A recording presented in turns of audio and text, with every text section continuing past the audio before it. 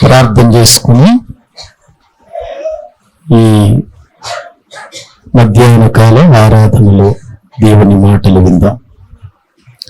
పరిశుద్ధుడైన మా ప్రియ పరలోకపు తండ్రి, మీ ఘనమైన శ్రేష్టమైన ఉన్నతమైన నామానికి స్తుతులు చెల్లిస్తూ ఉన్నాం. మీ మహాప్రేమలో మమ్మలను ప్రేమించి ఈ 2024 సంవత్సరం 11 మాసాలు మమ్మల్ని కాచి కాపాడారు. ఆఖరి మాసంలోనికి మమ్మల్ని తీసుకొచ్చారు తండ్రి. అందును బట్టి మీకు వందనాలు చెల్లిస్తున్నాం. ఇంతవరకు మేము ఈ విధముగా ఉన్నాము అంటే మీ కృపా కాపుదలను బట్టి మాత్రమే ఉన్నాము. అందుకై మీకు స్తోత్రాలు తండ్రి. మేము ఈ లోకములో బ్రతికి దేవుని కొరకు ఏమి చేయగలిగాము అనేది ప్రశ్నించుకుంటూ, చేయలేకపోతే చేయటానికి మమ్మల్ని మేము తీర్మానం చేసుకొని మీలో బ్రతుకుటకు సహాయము చేయండి. తిరిగి మీ వాక్య భాగములోనికి వెళుతుండగా అపోస్తుల కార్యములలో అపోస్తులు చేసినటువంటి పనులను మేము జ్ఞాపకము చేసుకొని చుండగా మీ కృప మాతో ఉంచండి. మీ వాక్యము ద్వారా మమ్మల్ని అందరినీ బలపరచండి. మీ చిత్తమేమిటో మేము ఎరిగి వాక్యాన్ని వింటున్నప్పుడు మా మనస్సులన్నీ వాక్యం మీద కేంద్రీకరించి మీ వాక్య విధానములో బ్రతుకున్నట్లు సహాయము చేయమని మీ చేతులకు మమ్మల్ని మేము అప్పగించుకుంటూ, వాక్యాన్ని బోధిస్తున్న నాకు మీ పరిశుద్ధాత్మ సహాయమును నడిపింపును అనుగ్రహించమని యేసుక్రీస్తు ప్రభు పేరట ప్రార్థించి స్తుతించి వేడుకుంటున్నాము తండ్రి. ఆమేన్. మంచిది. ప్రభునందు ప్రియులారా, దైవ గ్రంథంలో నుండి మనం అపోస్తుల కార్యములలో అపోస్తులు చేసినటువంటి పనులు, వారు జరిగించిన కార్యాలను గురించి మాట్లాడుకుంటూ వస్తున్నాం. మనము 3వ అధ్యాయములో ఒక కుంటివాడిని మరి అపోస్తులైనటువంటి పేతురు యోహానులు బాగు చేయటం, ఆ బాగు చేయబడినటువంటి ఆ కుంటివాడిని చూచి అందరూ కూడా ఆశ్చర్యపోతూ ఉన్నప్పుడు అది ఎవరు చేశారో, దానికి కారణం ఎవరో పేతురు యోహానులు వివరించి చెప్పినట్లుగా దైవ గ్రంథంలో మనము చూస్తున్నాం. ఎంత వివరించి చెప్పినా, ఎన్నో లేఖనాలను ఎత్తి వారికి చూపించినా, ఆ ప్రజల మధ్యలో ఉన్నటువంటి ప్రియులారా, ఆ యూదులలో ఉన్న అధికారులు కానివ్వండి, సద్దూకయ్యులు కానివ్వండి, దైవజనుల మీద కుట్ర పన్నారు. అతని సందర్భాన్ని మళ్ళీ మనం 4వ అధ్యాయములో ప్రారంభంలో చూస్తున్నాం. చూడండి ఒక్కసారి. అపోస్తుల కార్యముల గ్రంథము 4వ అధ్యాయము మొదటి 4 వచనాలు ముందు మనం చదువుకుందాం. అపోస్తుల కార్యముల గ్రంథం 4వ అధ్యాయము మొదటి 4 వచనాలు చదువుకుందాం. వారు ప్రజలతో మాటలాడుచుండగా యాజకులను, దేవాలయపు అధిపతియు, సద్దూకయ్యులను వారు ప్రజలకు బోధించుటయు, యేసును బట్టి మృతులలో నుండి పునరుత్థానము కలుగునని ప్రకటించుటయు చూచి కలవరపడి వారి మీదికి వచ్చి వారిని బలత్కారముగా పట్టుకొని సాయంకాలమైనందున మరునాటి వరకు వారిని కావలిలో ఉంచిరి. వాక్యము వినిన వారిలో అనేకులు నమ్మిరి. వారిలో పురుషుల సంఖ్య ఇంచుమించు 5,000 ఆయను. ప్రియులారా, ఈ మాటలన్నింటినీ కూడా మనము ఆలోచన చేస్తే, పేతురు యోహానులు ప్రజలకు వివరిస్తున్నారు, ప్రజలకు దేవుని సంగతి చెబుతున్నారు. ఆ కుంటివాణ్ణి బాగు చేసింది ఎవరో, ఆ కుంటివాణ్ణి నిలబెట్టింది ఎవరో, ఆ కుంటివాణ్ణి దేవుని మందిరములోనికి నడిపించి దేవుణ్ణి ఆరాధించినట్లుగా చేసింది ఎవరో పేతురు గారు మాట్లాడుతూ చెప్పాడు. ఏ యేసుక్రీస్తునైతే మీరు ద్వేషించారో, ఏ యేసుక్రీస్తునైతే మీరు సిలువ వేశారో, ఏ ప్రభువునైతే మీరు కాదనుకొని బరబ్బాను కోరుకొని సిలువకు అప్పగించారో, ఆయన చనిపోయి సమాధి చేయబడి 3వ దినాన్న తిరిగి లేచాడు కదా. ఆయన ఎవరనుకుంటున్నారు మీరు? ఆయన శక్తి ఏమనుకుంటున్నారు? ఆ యేసు నామములో ఉన్న బలము ఎటువంటిది అనుకున్నారు? ఆ యేసుక్రీస్తును తండ్రి ఎందుకు పంపించాడనుకుంటున్నారు? ప్రతి మనిషిని దుష్టత్వము నుంచి మళ్లించి ప్రతి ఒక్కరిని ఆశీర్వాదమునకు వారసులుగా చెయ్యాలని కదా అని ఆ మాటలు చెబుతున్నారు. ఏమండి, పేతురు గారు చెప్పే మాటలలో ఎక్కడైనా పొరపాటు ఉందా? పేతురు గారు చెబుతున్నటువంటి మాటలలో ఎక్కడైనా గొడవ పెట్టుకోవటానికి కారణం ఉందా? అండి? లేదండి. ఎవరి మాటలు చెబుతున్నారు వాళ్ళు? యేసుక్రీస్తును గురించి చెబుతున్నారు. యేసుక్రీస్తును గురించి చెబుతుంటే విని హృదయాలు దేవుని వైపుకు త్రిప్పుకోవలసినటువంటి 3 గుంపుల వారిక్కడ ప్రియులర కుట్ర పన్నారండి. ఎవరు వీళ్ళంటే యాజకులు, దేవాలయపు అధిపతి, సద్దుకయ్యలు.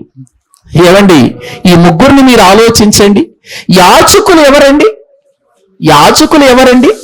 దేవుని మందిరములో పని జరిగించేవారు, దేవుని చేత ఏర్పాటు చేయబడిన వారు, యాజకులుగా అహరోను వంశములో నుండి ప్రత్యేకంగా ఎన్నుకొనబడిన వారు. వీరు మొదటి నుండి కూడా యాజకులుగా దేవుని మందిరములో పనిచేస్తున్నప్పుడు యాజకులు ప్రజలకు దేవుని మాటలు చెబుతున్నప్పుడు ఆనందించాలా, కుట్ర పన్నాలా? ఆనందించాలి కదా. యాజకులు కదా వాళ్ళు. దేవుని ప్రజలకు దేవుని మాటలు చెబుతున్నటువంటి వీరు సామాన్యులు కాదు. వీరు యేసుక్రీస్తు తర్వాత అపోస్తలులుగా ఆయన చేసిన అద్భుతాలు గాని, ఆయన చేసిన మాటలు గాని, ఆయన పలికిన మాటలు గాని, ఆయన చెప్పిన వాక్యాన్ని గాని, బోధలు గాని కళ్ళారా దగ్గరుండి చూచిన వీళ్ళు ఆ యేసుక్రీస్తుని గురించి చెబుతూ ఉంటే ప్రియులారా ప్రజలందరూ ఆసక్తిగా వింటున్నారు. ఇంతవరకు మనకు ఈ సంగతులు ఎవరు చెప్పలేదు. ఈ యేసుక్రీస్తుని గురించి ఆయన ఎవరో మనకు అర్థం కాలేదు, ఆయన నామమేంటో మనకు అర్థం కాలేదు. కానీ వీళ్ళు అర్థమయ్యేటట్లుగా ఎంత అద్భుతంగా మనకు బోధిస్తున్నారు అని ప్రజలందరూ ఆసక్తితో చూస్తూ ఉంటే చెడగొట్టే గుంపు బయలుదేరింది. ఆ గుంపు ఎవరు అంటే బయట వాళ్ళు కాదు. ఎవరు? లోపల ఉన్నవారే. యాజకులు ఎవరు? మందిరానికి సంబంధించిన వాళ్లే కదా. అక్కడ వాక్యములో దేవాలయపు అధిపతి. మళ్ళీ ప్రియుల వాళ్ళతో ఎవరు ఏకమైపోయారు? దేవాలయపు అధిపతి. దేవాలయానికి ఒక అధికారి ఉంటాడు. ఆ అధికారి అలాగే ప్రియులార యాజకులు వీళ్ళిద్దరూ ప్రియులార ఏకమైపోయి ఇప్పుడు పేతురు యోహానులు సత్యాన్ని బోధిస్తూ ఉంటే ఆ సత్యానికి వ్యతిరేకంగా మార్చాలనే ఆలోచన కలిగిన వారిగా ఉన్నారు. సద్దుకయ్యల పక్కన పెట్టేసేయండి, వాళ్ళ సంగతి మనం తర్వాత ఆలోచన చేద్దాం. అసలు వీళ్ళిద్దరూ యాజకులు, దేవాలయపు అధిపతి. ఏవండి, ఒకనాడు యేసుక్రీస్తు ప్రభువారు దేవాలయము దగ్గరకు వచ్చి దేవాలయమును దొంగలుగా చేశారని బాధపడలేదా ఆయన? నా తండ్రి ఇంటిని మీరు వ్యాపారపు టిల్లుగా మార్చారని అక్కడ ఉన్నటువంటి ప్రియుల వ్యాపారస్తులందరినీ బయటికి నెట్టివేసి ఆయన కొరడా తీసుకున్నాడు. ఒక దేవాలయము వ్యాపారం అయిపోతుంటే, ఒక దేవాలయము ప్రియుల దేవుని మందిరం కాకుండా ప్రార్థన లేకుండా పోతుంటే సహించలేకపోయాడు. ఆ రోజున సహించలేని ఆయన కొరడా తీసుకున్నాడు. ప్రియులారా, నిజంగా అటువంటి పరిస్థితుల్లో దేవాలయపు అధికారులకు ఏమి రావాలి? యేసుక్రీస్తు మీద ప్రేమ రావాలి, ప్రేమ పుట్టాలి. ఎందుకంటే మనం చెయ్యలేని పని ఇదిగో ఈ యేసుక్రీస్తు వారు వచ్చి చేస్తున్నాడు అని వాళ్ళకి ప్రియులారా ఇదిగో నిజంగా ప్రేమ పుట్టాలి. అయ్యా యేసుక్రీస్తు వారు, మీరు ఈ రోజున మాకు అర్థమయ్యారు, మీరెవరో మాకు తెలిసింది. నిజంగా మీరొచ్చి మేము చేయలేని పని చేశారు. దేవాలయంలోనికి వచ్చారు, అక్కడ వ్యాపారం అమ్మేటువంటి వారిని చూచారు, వారి బల్లలు పడద్రోశారు, వారి యొక్క క్రయ విక్రయాలు చేస్తున్నటువంటి వారిని పారద్రోలారు, కొరడా చేత పట్టుకున్నారు. నిజంగా ఆ రోజున మీరు చెప్పిన మాట చాలా గొప్పది. నా తండ్రి ఇల్లు మీరు వ్యాపారపు ఇల్లుగా మార్చారు, అది నా తండ్రికి సమస్త జనులకు ప్రార్థన మందిరం అనే సంగతి మర్చిపోయారని గుర్తు చేశారయ్యా. నిజంగా మీకు హ్యాట్సప్. మేము మిమ్మల్ని వెంటాడతాం, మేము మీకు సపోర్ట్ చేస్తాం, మీ వెనక ఉంటాం, ఇలాగే దేవుని పని చేద్దామని అక్కడ ఉన్న యాజకులు, అక్కడ ఉన్న అధిపతులు ఆయనకి ఏం చేయాలండి? సపోర్ట్ చేయాలి. చెయ్యకుండా ఆయన మీద కుట్ర పన్నారు, ఆయన్ని సిలువ వేసి చంపేశారు. అయిపోయింది అనుకున్నారు వాళ్ళు. ఇక అయిపోయింది, ఆయన సిలువే చంపేశాం, మన వ్యాపారం బాగానే నడుస్తుంది, మన జీవితంలోకి మనం సంతోషంగా వెళ్ళిపోవచ్చు అనుకున్నారు. ప్రియులారా, వచ్చిన వాడు ఎవరు, వచ్చిన వానికున్న శక్తి ఏంటో వాళ్ళకి అర్థము కాలేదు. ప్రియులారా, ఆ తర్వాత యేసు ప్రభు చనిపోవటం, సమాధి చేయబడటం, తిరిగి లేవటం వారందరూ చూస్తుండగానే ఆరోహణమై వెళ్ళిపోవటం కళ్ళారా చూశారు కదండి. వీళ్ళు చూసిన వాళ్లే కదా. చూసినప్పుడు ఏమనుకోవాలి? అమ్మో, ఇప్పటి వరకు ఈయన మరియ కుమారుడు అనుకున్నాం, ఇప్పటి వరకు మనం ఈయన్ని యోసేపు కుమారుడు అనుకున్నాం, మనలాంటి వాడు అనుకున్నాం, కానీ ఇటువంటి కార్యము జరిగింది అనంటే ఈయన మనుష్య కుమారుడు కాదు, ఈయన దేవుని కుమారుడు అని విశ్వసించాలి. వాళ్ళు విశ్వసించాలి. విశ్వసించలేదు. ప్రియులారా, ఆ తర్వాత అపోస్తులు వచ్చి ఆ ప్రభువును గూర్చి, ఆ యేసుక్రీస్తు చేసిన త్యాగం ఏంటో, ఆయన ఎందుకు వచ్చాడో చెబుతుంటే వీళ్ళందరూ ఏకమైపోయారండి. యాజకులు ఏకమవటం విచిత్రంగా ఉంది. ఎలాగుందంటే ఇంటి వారికి శత్రువులైనట్టుంది. ఏమండి, ఒక ఇంటి వారికి ఏమైపోయారు? శత్రువులు. ఒక ప్రక్క దేవుని యొక్క పని జరుగుతుంటే మరొక ప్రక్కన ఆ ఇంటి వాళ్లే ఆ పని జరగకుండా ఏమైపోయారు? శత్రువులుగా మారిపోతున్నారు. దేవుని పని జరిగినప్పుడు అందరం ఆనందించాలి, శత్రువులు ఎవరికి కాకూడదు మనం. ఎందుకంటే అది మన పని కాదు, అది ఎవరి పని? దేవుని పని. అది ఆత్మల రక్షణకు సంబంధించిన పని. ఏమండి, ఆ పని ఎవరు చేస్తే ఏంటండి? మనందరం ఏం కావాలి? అందులో పాలిభాగస్థులం కావాలి, ఆనందపడాలి, ప్రార్థన చేయాలి, ఇంకా ప్రోత్సహించాలి, ఇంకా దేవుని కొరకు ప్రియుల బ్రతకటానికి ఇష్టపడాలి. అంతగా దేవుని గొప్ప పనులు జరుగుతుంటే యాజకులు అనబడుతున్న వారు దేవాలయపు ప్రియుల అధికారి సద్దూకయ్యులతో ఏకమైపోయారు. అసలండి ఈ సద్దూకయ్యులు ఎటువంటి వారో తెలుసండి? వీళ్ళు ఆత్మను నమ్మరు, వీళ్ళు దేవుణ్ణి నమ్మరు, వీళ్ళు పునరుత్థానాన్ని నమ్మరండి. సద్దూకయ్యులండి. ఒకసారి దైవ గ్రంథంలో వీళ్ళని గురించి చూద్దాం. అపోస్తుల కార్యముల గ్రంథంలోని 23వ అధ్యాయం 8వ వచనం చదవండి. అపోస్తుల కార్యముల గ్రంథం 23వ అధ్యాయం దేవుని వాక్యములో నుండి 8వ వచనాన్ని చదువుకుందాం. సద్దూకయ్యులు పునరుత్థానము లేదనియు, దేవదూత అయినను ఆత్మ అయినను లేదనియు చెప్పుదురు. చూడండి, సద్దూకయ్యులు ఎటువంటి వారండి? సద్దూకయ్యులు వాళ్ళ ఆలోచన ఏంటి? వాళ్ళ తలంపులేంటి? దేవదూత లేడు, పునరుత్థానము లేదు, ఆత్మ కూడా లేదు. ఏమండి, ఇది దేవునికి వ్యతిరేకమైన బోధ కాదా? ఏమండి, దేవునికి వ్యతిరేకమైన బోధ కాదా? దేవుడున్నాడా లేడా? ఉన్నాడు. ఆత్మ ఉందా లేదా? దేవదూతలు ఉన్నారా లేరా? ఉన్నా కూడా లేదని నమ్మేవారు ఈ సద్దూకయ్యులు. ఏమండి, ఇటువంటి వాళ్లతో ఇవి ఉన్నాయి అని చెప్పిన వాళ్ళు కలవటం విచిత్రం. ఎందుకు? యాజకులు ఆత్మ ఉందని నమ్ముతారు. ఏమండి, దేవాలయపు అధికారి ఆత్మ ఉందని నమ్ముతాడు, దేవదూతలున్నారని నమ్ముతాడు, దేవుడున్నాడని నమ్ముతారు. యాజకులంటే దేవుడి గురించి ప్రకటించే వాళ్ళేగా. ఇక ఇప్పుడు దేవుడున్నాడని ప్రకటించేవారు, ఆత్మ ఉందని తెలిసిన వారు, పునరుత్థానం ఉందని తెలిసిన వారు, పునరుత్థానము లేదు, దేవుడు లేడు, దేవదూతలు లేరు అని చెప్పే వారితో వీళ్ళు ప్రియులారా ఏం కట్టారు? జత కట్టారు. ఏమండి, ఒక్కసారి మీరు ఆలోచించండి. ఒక మంచి పని జరుగుతుంటే వీళ్ళ జత చూడు ఎవరితో ఉందో? అన్యులతో ఉంది. దేవుడంటే తెలియనటువంటి వారితో ఉంది. ఆత్మ సంబంధమైన విషయాలు. అందుకే వీరిని గురించి యేసుక్రీస్తు వారు ఏమన్నాడో తెలుసా?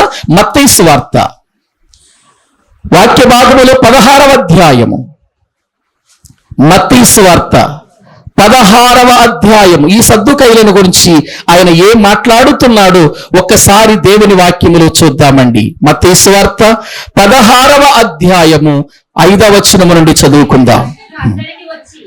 ఆయన శిష్యులు అద్దరికి వచ్చి రొట్టెలు తెచ్చుటకు మరచిరి. అప్పుడు యేసు చూచుకొనుడి, పరిసయ్యులు సద్దూకయ్యులు అనువారి పులిసిన పిండిని గూర్చి జాగ్రత్త పడుడని వారితో చెప్పాను. ఏ పిండి అండి ఈ సద్దూకయ్యులు? పులిసిన పిండి. మంచి పిండి వెళ్ళి పులిసిన పిండితో సహవాసం చేస్తే పులిసిన పిండి మంచిదవుతుందా, మంచి పిండి పులిసిపోతుందా? ఏమంటే ఒకసారి ఆలోచించండి. మంచి పిండి ఒక ప్రక్కన పెట్టి పులిసిన పిండి ఒక ప్రక్కన పెట్టి పులిసిన పిండిలో ఇంత చాలు, ఏమండి ఇంత పులిసిన పిండి తీసుకెళ్ళి అంత మంచి పిండిలో వేస్తే మంచి పిండి మొత్తం ఏమైపోతుంది? పులిసిపోతుంది. పులిసిన పిండికి ఉన్న ప్రభావం చాలా భయంకరమైంది. ప్రియులారా, దేవుని లేఖనాల్లో మనం చూస్తే యేసుక్రీస్తు ప్రభువారు అదే చెబుతున్నాడు. పులిసిన పిండి లాంటి సద్దూకయ్యులను గురించి మీరు జాగ్రత్తగా ఉండండి. జాగ్రత్తగా ఉండాలి ఇటువంటి వాళ్ళతో మనం, లేకపోతే ప్రమాదం జరుగుతుంది. కొంచెమే పులిసిన పిండి ఉండేది కొంచెమే, ముద్దంతా ఏం చేస్తుంది? ఇది పాడు చేస్తుంది. ఏమండి, పులిసిన పిండి మంచిగా మారదు. పులిసిన పిండి లక్షణం ఏంటి? మంచిదాన్ని పాడు చేయటమే, మంచిదాన్ని పులియ చేయటమే. జాగ్రత్త. మన జీవితాలలో, మన బ్రతుకులో పులిసిన పిండి లాంటి, అసలు పులిసిన పిండి అంటే ఏంటో కొరింథీయులకు రాసిన పత్రికలో చెప్పాడు. చూడండి ఒకసారి బైబిల్ గ్రంథములో వీళ్ళను గురించే మాట్లాడుతూ కొరింథీయులకు రాసినటువంటి మొదటి పత్రిక వాక్యములో ప్రియులారా మనము చూడగలిగితే 5వ అధ్యాయము 6వ వచనము నుండి మనము చదువుకుందామండి. 5వ అధ్యాయము 6వ వచనం. మీరు అతిశయపడుట మంచిది కాదు, పులిసిన పిండి కొంచెమైనను ముద్దంతయు పులియ చేయనని మీరెరుగరా?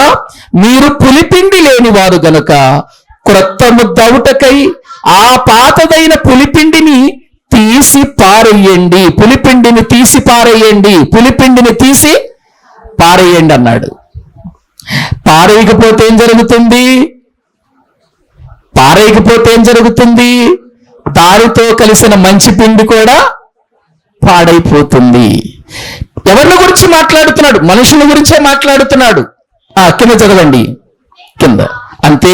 ఇంతేకాక క్రీస్తు అను మన పస్కా పశువు వధింపబడెను కనుక పాతదైన పులిపిండితోనైనను దుర్మార్గతయు దుష్టత్వమునను పులిపిండితోనైనను కాకుండా. చాలండి. అక్కడ పులిపిండి అంటే ఏంటో చెప్పాడు చూడండి. పులిపిండి అంటే ఏంటి? దుర్మార్గతయు దుష్టత్వమునను పులిపిండి అన్నాడు. పులిసిన పిండి ఇది అంటే దుర్మార్గత ఉంటుంది. ఇందులో ఏముంటుందన్నాడు? దుష్టత్వం ఉంటుంది. దుష్టత్వము అంటే దుష్టుని నుండి పుట్టిన తత్వం, స్వభావం. ఏమండి, దుష్టత్వం అంటే ఏంటి? దుష్టుని నుండి పుట్టిన తత్వం.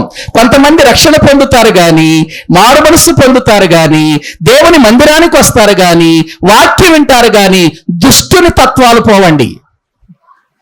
దుష్టుని తత్వాలు పోవు. గ్రహించండి. వాళ్ళ మీద వీళ్ళ మీద వాళ్ళు ప్రియులర సాడీలు చెప్పుకోవటం, కొండాలు చెప్పుకోవటం, వాళ్ళకంటే వీళ్ళు పెద్దగా ప్రియులర సింపతి పొందాలనే ఉద్దేశంతో ఎదుటి వాళ్ళని చెడ్డ చేసి వీళ్ళేమో మంచి వాళ్ళుగా ప్రియులర ప్రచారం చేసుకోవటం, ఇదంతా దుష్టుని నుండి పుట్టిన తత్వం. ఇది ప్రమాదం అండి. క్రైస్తవ జీవితంలో ఇది ప్రమాదం. దీనికి చాలా దూరంగా ఉండాలి మనం. లేకపోతే ఎంత నష్టపోతామో తెలుసా? ప్రభువుని పోగొట్టుకుంటాం, పరలోకాన్ని పోగొట్టుకుంటాం, పరలోకపు స్వాస్థ్యాన్ని పోగొట్టుకుంటాం. వీళ్ళతో జాగ్రత్త. నేను ఒక విషయం చెప్పనా? మంచి కంటే చెడు చాలా తొందరగా ప్రవహిస్తుంది. మంచి తొందరగా వెళ్ళదు ప్రజల మధ్యలోనికి, చెడే వెళుతుంది. ఎందుకు? పలానోడు మంచోడు కాదంట అని చెప్పండి. అవునా, నిజమా? ఇక ఆలోచనలో పడతారు. వాడిని చూసినప్పుడల్లా వచ్చేదేంటి? ఏమండి ప్రియులారా, ఒక్కసారి మీరు గమనించండి, మనిషి చెడును తీసుకున్నంత తొందరగా మంచిని తీసుకోడు. ఈ ప్రచారం చేసే వాళ్ళ విషయంలో మనం చాలా జాగ్రత్తగా ఉండాలి. పైకి మంచిగా మాట్లాడతారు, పైకి మంచిగా ప్రేమతో నటిస్తారు, దేవుని యొక్క సన్నిధానంలో మనతో కూడా కలిసి ప్రార్థిస్తున్నట్లుగా నటిస్తారు. కానీ ప్రచారం చేసేటువంటి వాళ్ళు చాలా ప్రమాదకరం. సంఘానికి వీళ్ళు చీడ పురుగులు అని చెబుతా నేను. సంఘానికి వీళ్ళు చీడ పురుగులు. ఏమండి కొంతమంది మంచి బట్టలు వేసుకుంటే ఓర్చుకోలేరు. ఏమండి మంచిగా వాళ్ళు ప్రియులార దేవుని సన్నిధానంలో వాళ్ళు ఆత్మీయంగా బ్రతికితే ఓర్చుకోలేరు. ఏమండి వాళ్ళు మంచిగా దేవుని సన్నిధిలో ఎదుగుతుంటే ఓర్చుకోలేరు. వీళ్ళ ఎలా చెడగొడదామా అనేటువంటి ఆలోచనలో ఉంటారండి. ఇవాళ ఏంటి ఫలానా భలే చీర కట్టుకొచ్చింది, ఆ చీర కట్టుకొస్తే నీకేమైంది మంట? నీకెందుకు మంట? అబ్బో ఇవాళ భలే బట్టలు వేసాడు అయ్యగారు, ఇగొడదా? ప్రియులారా గమనించండి, నువ్వు 10,000 రూపాయల చీర కట్టుకుంటే నీకేం కాదు, ఎదుటివాడు 5,000 రూపాయల చీర మంచిది కట్టుకుంటే మాత్రం నీకు మంట. ఎందుకు ఆ మంట? ప్రియులారా పులిపిండి, ఇది పులిపిండి. మనకంటే ఎదుటివాడు ఎదుగుతున్నప్పుడు, ఆత్మీయ స్థితిలో బలపడుతున్నప్పుడు ఇంకా వారిని బలపరచాలి. కొంతమంది ఉంటారు, మాతో రావద్దు, వాళ్ళతో రా, వీళ్ళతో రా ఏంటి గ్రూపులు చేసేసుకుంటూ ఉంటారు. ఇక్కడ ప్రభు బల తీసుకునేది మనం ఎందుకు? మనందరము ఒక్కరమే, ఒక్క శరీరములో ఉన్న భాగాలమే, వేరు చేయకూడదు.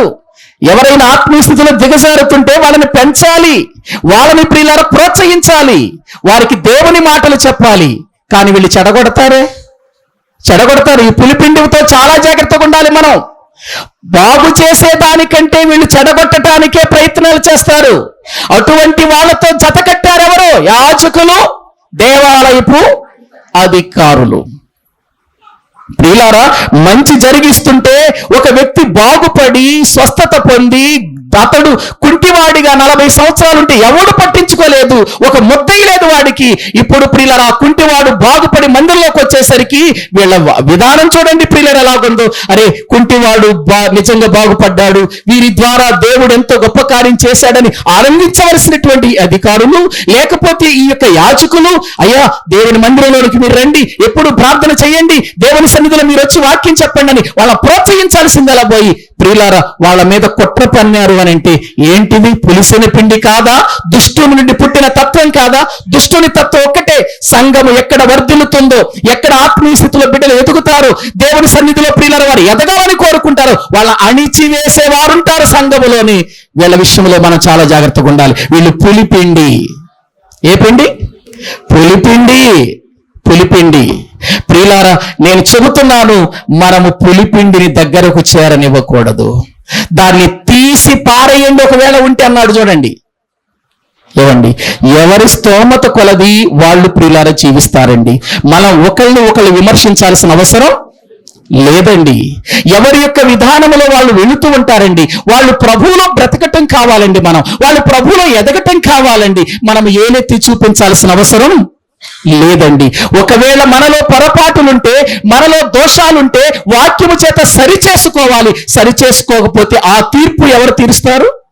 దేవుడే తీరుస్తాడు. నీకెందుకు?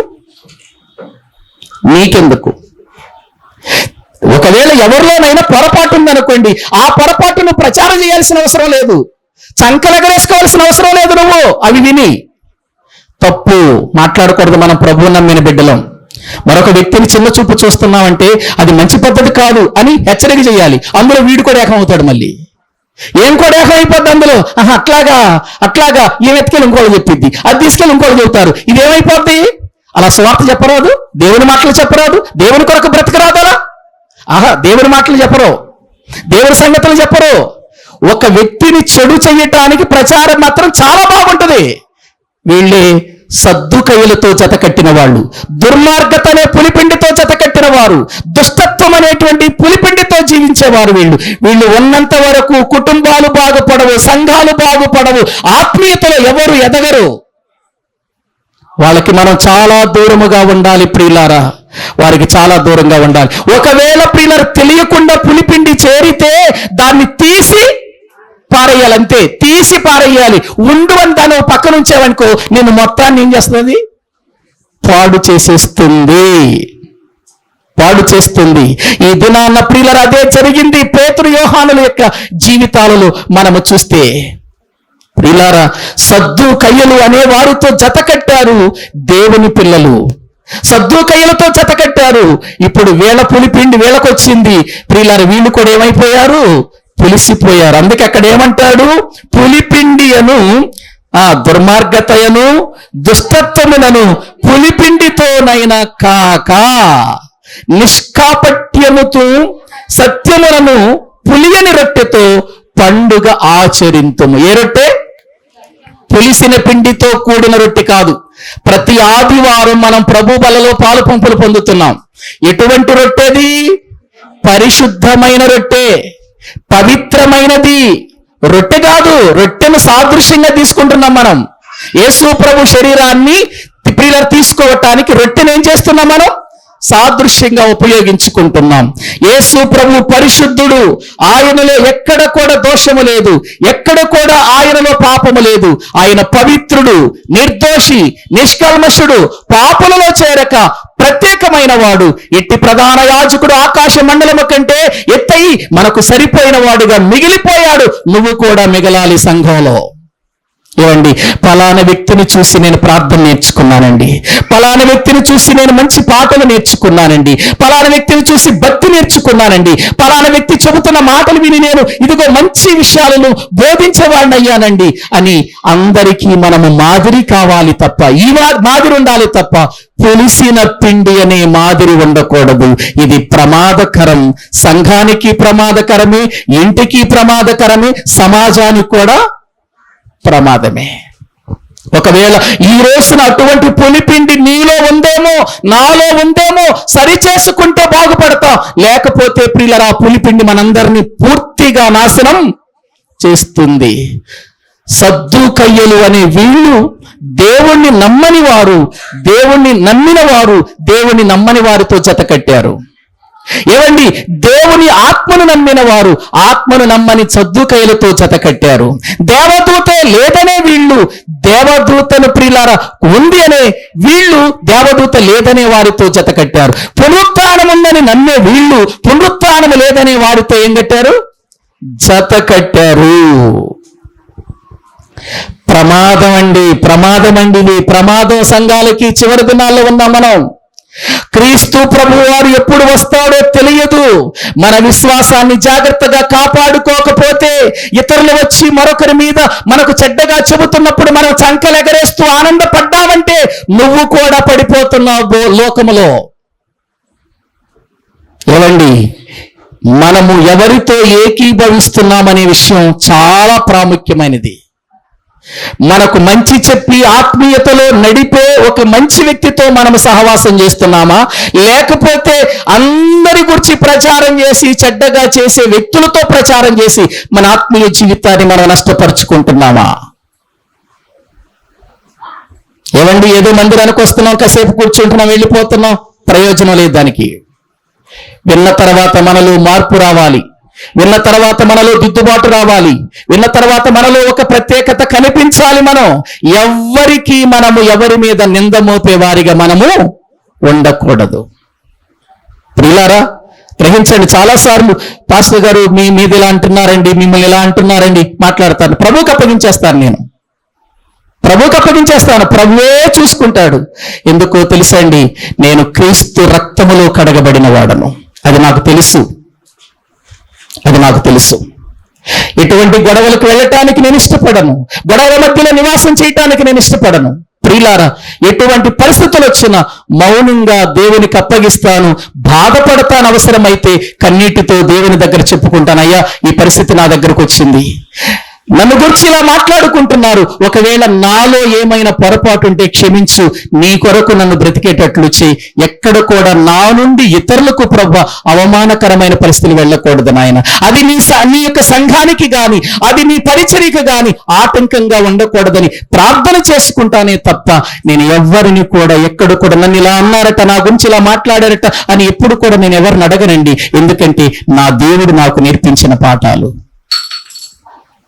ప్రియులారా, ఈ విషయంలో నేను గర్వంగా చెప్పుకుంటాను. ఈ విషయాల్లో నాకు ప్రభు నేర్పించిన పాఠాలండి.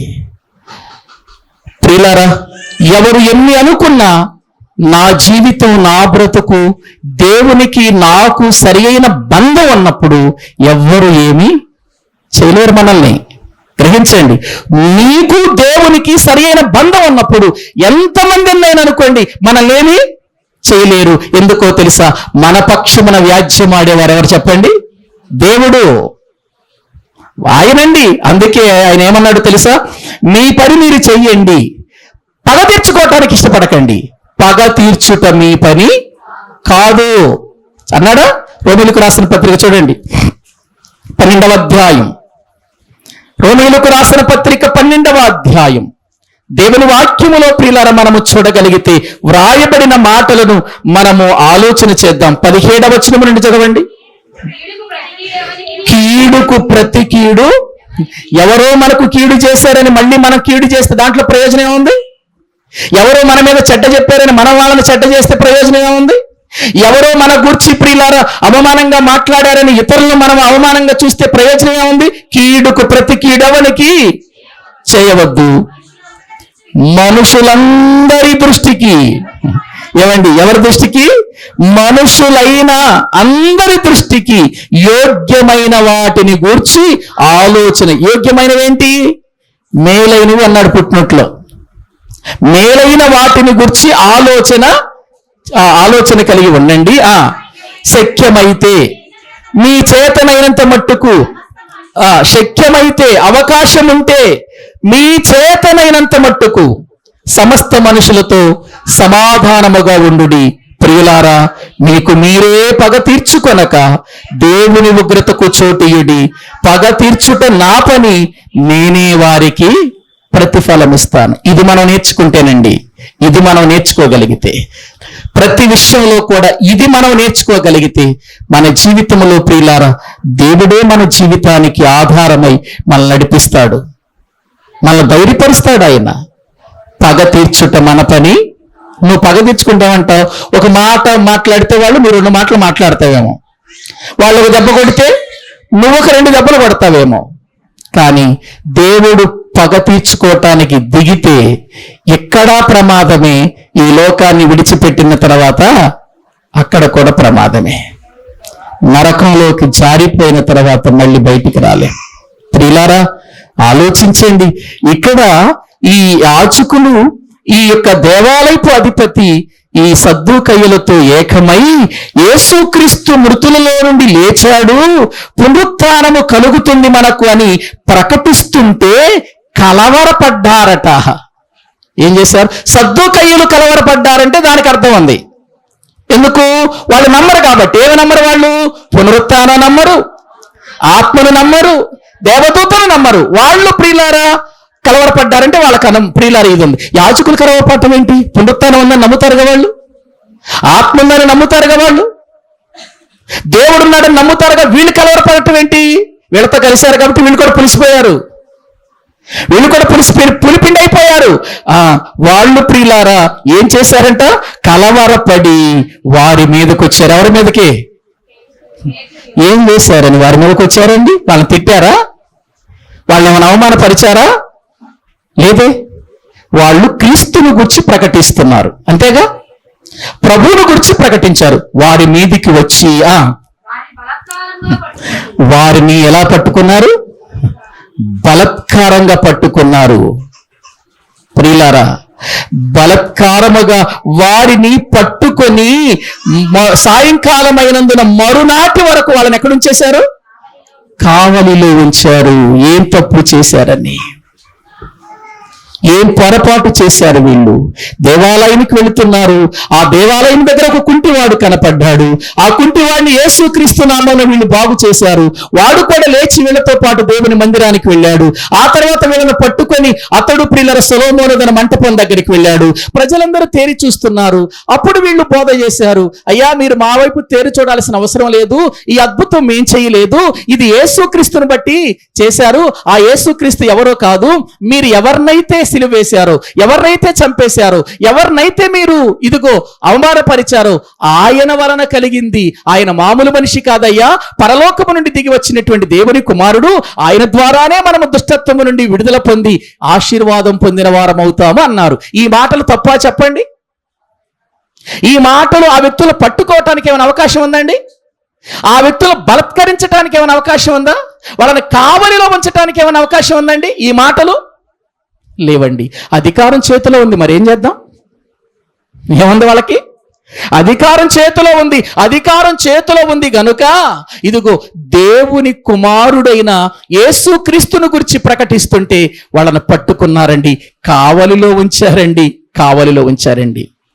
ప్రియులారా, ఒక అద్భుతం చెప్పనా, వీళ్ళు ఎంత పట్టుకున్నా, వీళ్ళు ఎంత బంధించినా, వీళ్ళు ఎంత కావలిలో ఉంచినా, ఆ రోజు ఒక్క ప్రసంగానికి ఎంతమంది రక్షించబడ్డారు చూడండి. అక్కడ పురుషుల సంఖ్య ఇంచుమించు 5,000. అది కావాలి. ఎంతమంది అండి? పేతురు గారు మొదటి ప్రసంగంలో ప్రియుల రక్షణ పొందింది ఎంతమంది? 3,000 మంది. పేతురు గారు కుంటివాడి విషయంలో బాగుపడిన తర్వాత చెప్పిన ప్రసంగంలో రక్షణ పొందిన వారు ఎంతమంది? ఎవరు వీళ్ళు? పురుషులు రక్షణ పొందటం అంటే మామూలు విషయమా? ఏమండి, మీరు ఏ సంఘానికైనా వెళ్ళండి, ఏ మీటింగ్ అయినా వెళ్ళండి, స్త్రీలు ఎక్కువ కనబడతారా, పురుషులు ఎక్కువ కనబడతారా?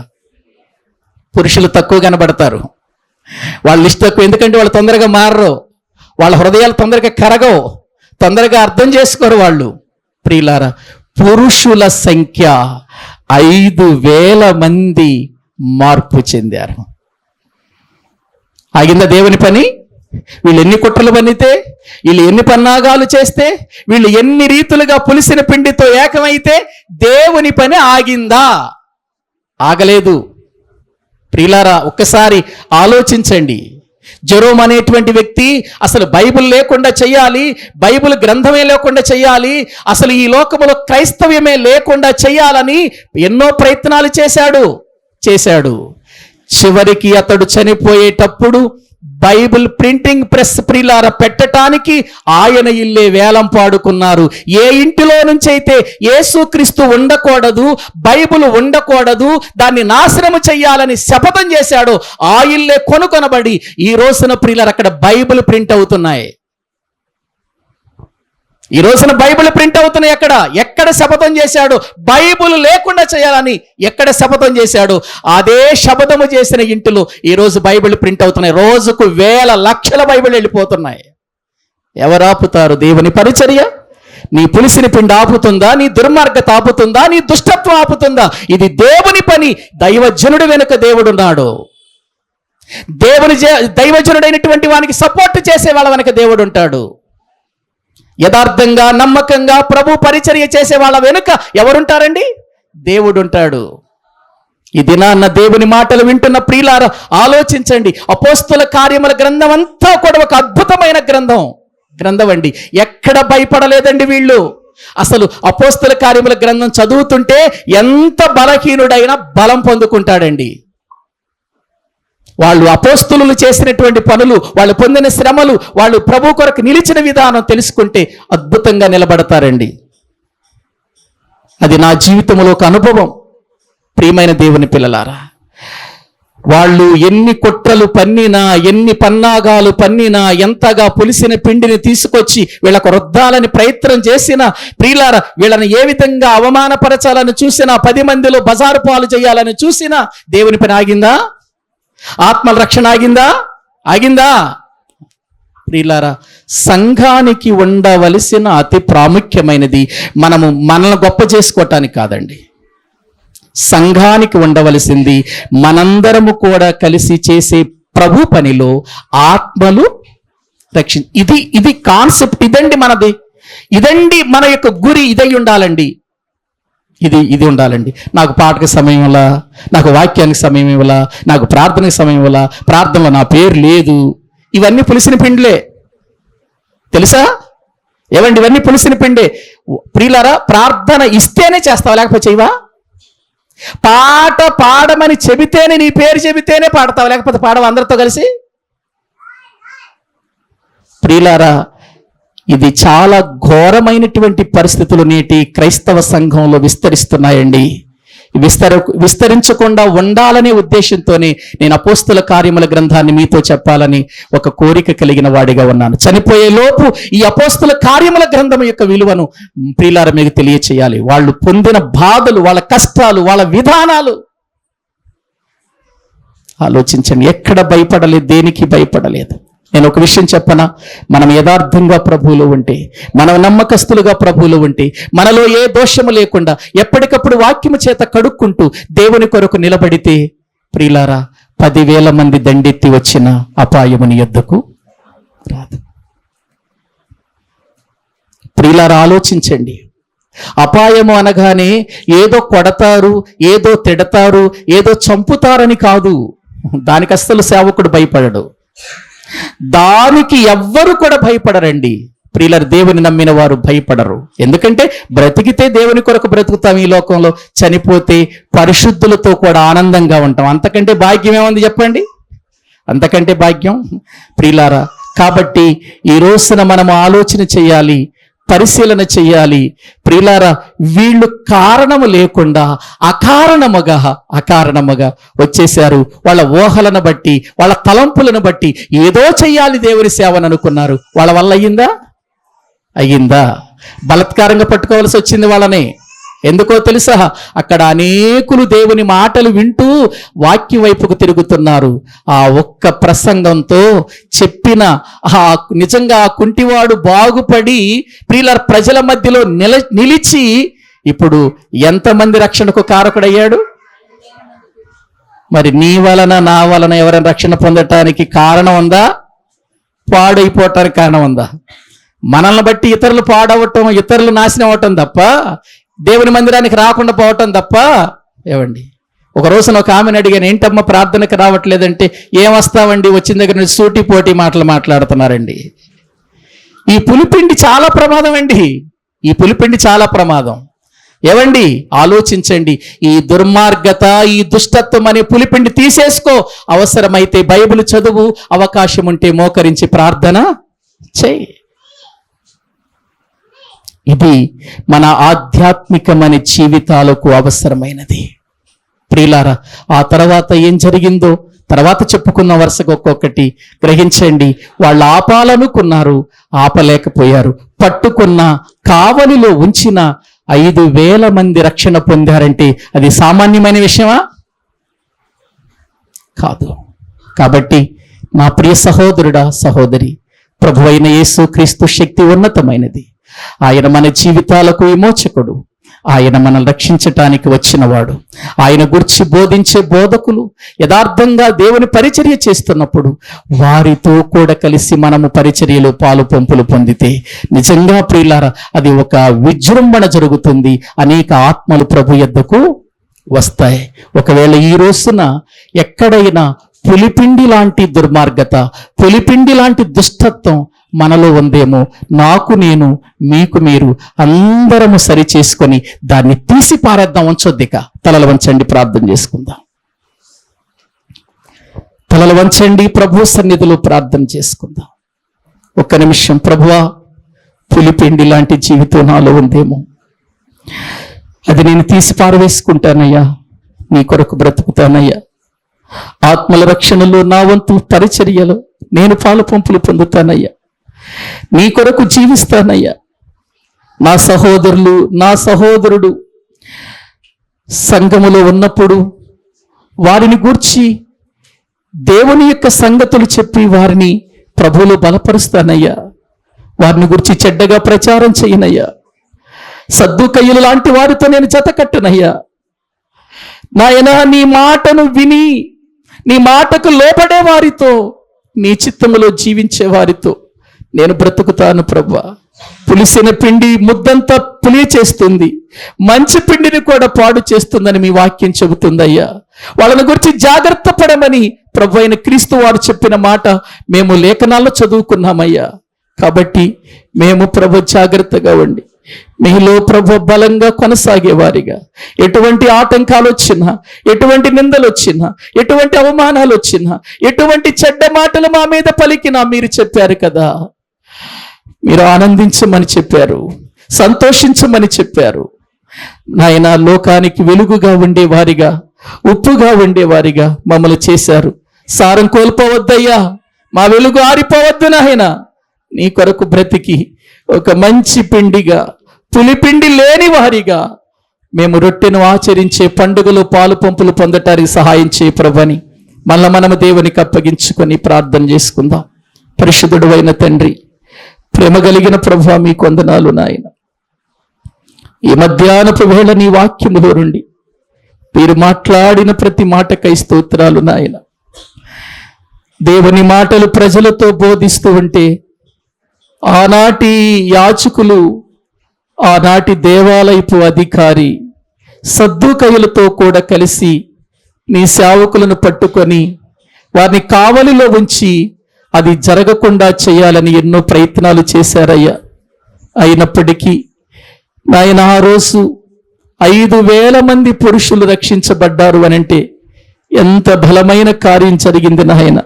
కాబట్టి సంఘముగా మేమందరము పులిపిండి లేని వారిగా మమ్మల్ని మేము పరిశీలన చేసుకొని, ఒకవేళ అటువంటిది మాలో ఉంటే తీసి పారవేసుకొని, కల్మషము లేనటువంటి జీవితముతో, నిష్కపటమైన బ్రతుకుతో ప్రభు శరీరములో, ప్రభు రక్తములో పాలు పంపులు పొందేవారిగా మమ్మల్ని చేయండి ప్రభు అని మళ్ళా మనము దేవునికి అప్పగించుకొని ప్రార్థన చేసుకుందాం. పరిశుద్ధుడైన తండ్రి, కృపగలిగిన దేవా, మీ వందనాలు. మీ వాక్యములో నుండి మాతో మాట్లాడిన ప్రతి మాటకై స్తోత్రాలయ్యా. అనేక సార్లు మాలో పులిపిండి కనబడుతుందని, అది తీసి పారవేయకపోతే అది నాయన ముద్దంతా పాడు చేస్తుందని మీ వాక్యములో మేము చూడగలిగాం. ప్రభువా, అటువంటి పులిపిండి జీవితము నాలో ఉంటే తీసివేయండి నాయన. నీ కొరకు బ్రతికేవారిగా, నీ కొరకు జీవించేవారిగా, ఆత్మల సంపాదనలో చావు వరకు నిన్నే వెంటాడి నీ వైపే చూస్తూ నీ సన్నిధిలో సాగిపోయేవారిగా మమ్మల్ని చేయండి ప్రభువా. బలపరచండి, సంఘాన్ని మీరు దీవించండి నాయన. ప్రభు శరీరము, ప్రభు రక్తము మా యొద్దకు వస్తూ ఉండగా మేము నిష్కపటమైన హృదయంతో నాయన పులిపిండి లేని వారిగా ఈ పండుగ ఆచరించినట్లు తగినటువంటి జీవితం మాకు పెట్టండి, బలపరచండి. మరి ఎక్కువ సంగతులు మేము తెలుసుకొని ఆత్మీయ జీవితంలో బలపడినట్లుగా కృప చూపమని మీ చేతులకు అప్పగించుకుంటూ మా ప్రభు, మా రక్షకుడు, మీ ప్రియ కుమారుడైన యేసు క్రీస్తు ప్రభు పేరిట ప్రార్థించి స్తుతించి వేడుకుంటున్నాము తండ్రి.